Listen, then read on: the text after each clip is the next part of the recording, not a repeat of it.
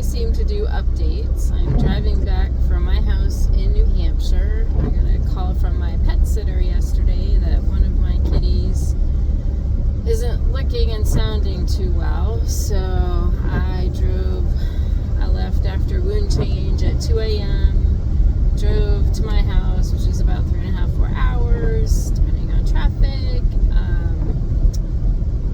to pick up a kitty, take a nap, grab a few fall things, because it's getting cold. I don't know that you can see it in the window, but the leaves are already changing, and it's fall, y'all, as they say. So Dad had his first round of ciprofloxacin and sulfa something or other for the MRSA and the pseudomonas aeruginosa, and I can't say it. I've tried. I've listened to the how to pronounce it a million times. It's just my brain is too tired at all times to just fathom that. He is stronger and more mobile, but it looks like we're going to have to do another round of antibiotics. It's just both of those infections are resistant to antibiotics. Also, with his dementia, we don't know if it's dementia or PSP, which is progressive supranuclear palsy. He just doesn't remember why there's a bandage on his bum and why there's gauze in a hole in his backside. And, we don't want to take the dog. He's got a very small dog that's his little buddy, and we don't want to keep the dog away from him because we do feel that, having your pet, your second son, as part of your healing is important.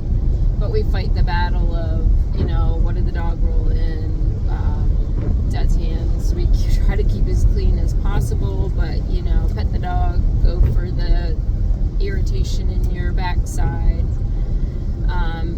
For those of you that maybe haven't seen the previous videos, my dad went in the hospital for a fall. He was there for 15-20 days. Then he went to a nursing home to get help with physical therapy, occupational therapy, speech therapy, all of the therapies, because during that time he was possibly diagnosed with the PSP. We don't know for 100%.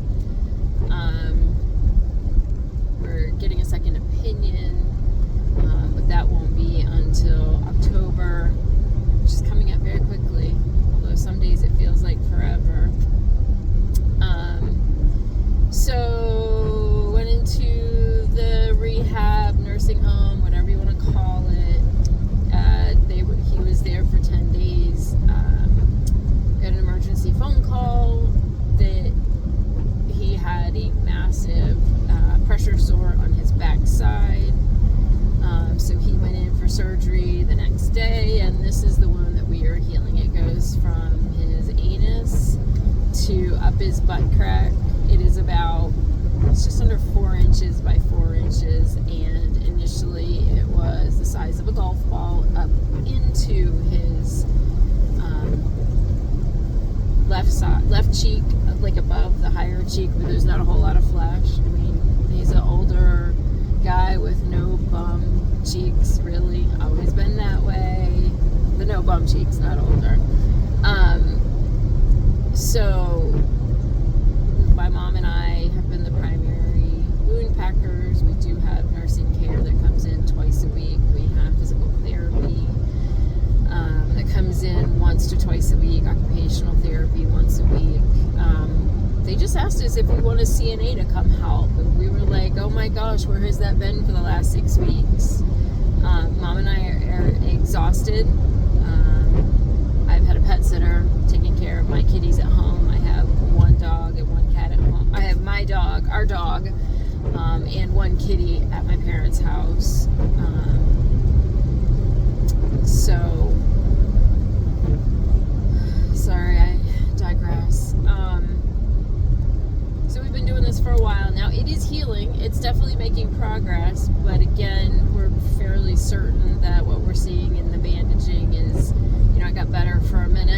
and then it's just a very persistent couple of infections that we're going to have to do another round. We're waiting for drugs, antibiotics. We're waiting for the culture to come back to tell us if we're only treating one or two. So we wait for that. He did go to his 4-week follow-up with his primary care doctor. It's interesting. We went to primary care, and the first time, I would never have thought that they wouldn't have the items needed to repack a wound, but they did not have, much for gauze. The doctor packed it dry, so that hurt really bad. We usually have to give Dad pain medicine ahead of time. And then, we pack it with Bulky Light and Vash, which is, I think, an antimicrobial liquid. After cleaning it, if he has a bowel movement, it usually takes a couple of hours to make sure everything is clean and comes out. Again, he's doing really well. He's walking. He's getting stronger, but, with that memory part into it, and there's a lot of anger and frustration and not understanding, and why are we being so mean, and so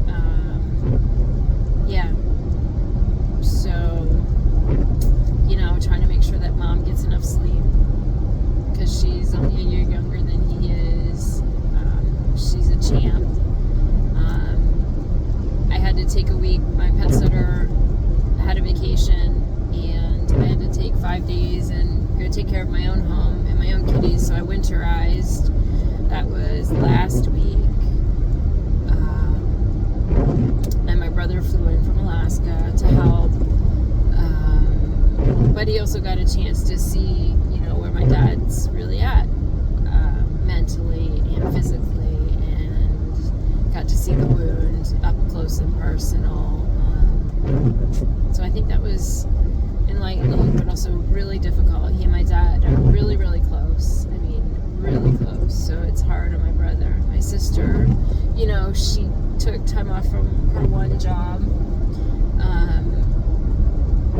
So she was there a lot as well, helping take care of Mom, helping take care of Dad. But, you get two people that haven't been doing this for weeks on end and don't have a whole lot of training. So, prior to, I was working with my mom to make sure that she would be primary packer. They would be assisting, making meals, giving, sitting with Dad, making sure he wasn't picking the wound and pulling the gauze out, which is the worst part of it, because if it heals and it leaves a pocket in there, this pus, the infection can keep coming back, and we are desperately trying to avoid that, so we can at least get one part of his body, functioning properly. I came back on Saturday evening. Mom was exhausted. They did a good job, but again, hard because they weren't trained. Mom was trying to make sure everybody did everything. I mean, we track his pills, his meals, his sodium, because he had 2 heart stents earlier in the year. We track his liquids in and outs because of the heart stents. You can't put too much pressure on the heart. He's had extremely low blood pressure, was sitting and standing because his body's been in a hospital bed for since July 5th. So it's a lot of work, and sorry for the very disjointed. I'm very tired, and I'm driving back, trying to make a 12-hour whirlwind trip to get home in the rain. So the hurricanes Umberto and Gabrielle, and I think Imelda is the next one potentially coming up, is throwing a bunch of rain at us. We desperately need it. Much of New Hampshire and parts of Maine are under severe drought. So we definitely need it, but while I was off for 4 or 5 days, I had car trouble, which the advanced track said I needed to be serviced. The place that I took it to did about $1,000 of work, and the light keeps coming back on. So on top of everything else, and then our truck, which is an older 2001 Ford F-350 Super Duty diesel, hadn't been started in a while, and I needed to get my trailer out because effectively I was moving, a bunch of my stuff to my parents' house,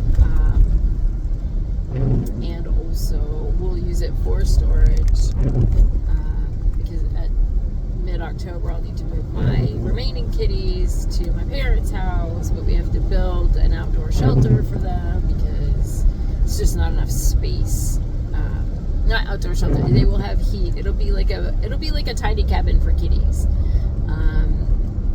So that all has to be built and put together, and so that they can be right outside the house. So I can go sit, watch TV with them, hang out, basically a tiny cabin for the cats. But also that, creature comfort, so that we can go in and just hang out with them when I get time off. So that's a lot of what's been going on. Mom was not feeling well. Day 2 of me being back, she slept for 16 hours, so it was Tuesday into Wednesday. Then I got the call from my pet sitter that my 18, almost 19-year-old kitty was not doing well, so I was already tired from making sure that she got rested and wasn't coming down with something, that I needed to, finish the wound change last night, head out, go pick up Jeffrey, which I can't believe he's being so quiet. You can kind of see the carrier, and yes, he's a boy, but he likes pink. That's the only carrier that I had direct access to. I don't usually transport more than 1 or 2 kitties at a time, and a lot of them will stay in the same. It's a big carrier, they're little kitties. So that's life update. I have my eBay store down to 150 items. I've actually inventoried everything, so everything in my eBay store is there, so I know, but it's all smalls. At the house I picked up some vintage Coach purses, and it's a really beautiful Samsonite briefcase that's vintage that I'm going to put on eBay as time allows. I mean, I'm lucky if I get 1 listed a day. But again, not my priority, but sometimes your brain needs something else besides wound packing and meal planning and making sure pills are in and blood pressure's taken and blood sugars are good and sodium levels are under the 2,000 milligrams. I think it's milligrams, please don't go beyond that. Checking the urinals, and just cleaning. I mean, we have to bleach the room twice a day because of potential MRSA.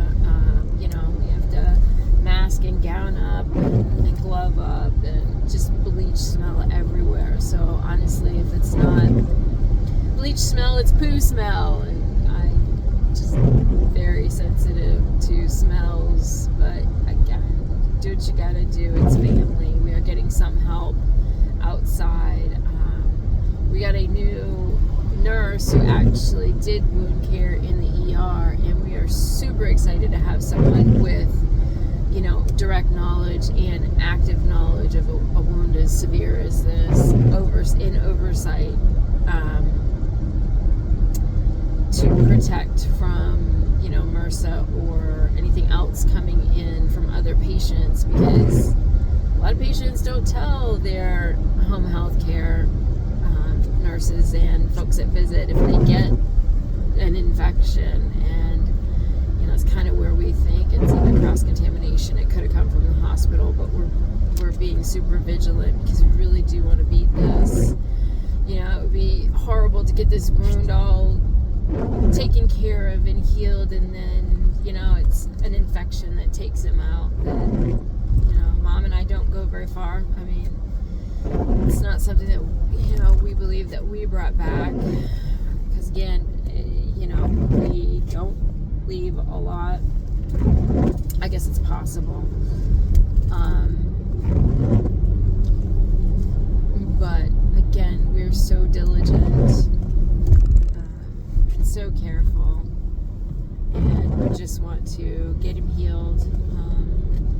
When he's nice and clear, he's an amazing person, and I watch him, dealing with the visiting nurses and PTOT and anybody that comes in the house that's not Mom and I. So charming and so sweet, and I know, familiarity breeds contempt, I think is the quote, but plus we are the ones inflicting pain, and every time we're in the wound and in the backside, it's so sore. I mean, I wish I won't publish pictures like that, but if you could see just how raw and painful it is for him, and he just doesn't understand. So I mean, I get it. It's hard. I mean, it's really hard. It's really hard to be the one that has to, do the things that are painful to heal someone, because it's the best thing for them, and we can't wait for a visiting nurse to, come twice a week to take care of him daily. They're just not doing that. They're not offering it because we have proven to be capable. I don't know if that's a good thing or a bad thing, but, it is what it is. And, not gonna lie, it's really hard when I was home for 5 days to be in my own bed and my own stuff, and now I have to go, okay, do I have that particular pair of pants, earrings, jeans, whatever, is it at this house or the other house? I could go out in the living room and just sit with my kitty cats and have them climb all over me, and I had my dog Emma and my other senior kitty home at my house with me, and it was nice to just be home, use my coffee mug. And I sound so superficious, is that the right word? But I'm a 54-year-old woman. I've lived on my own since I was 17.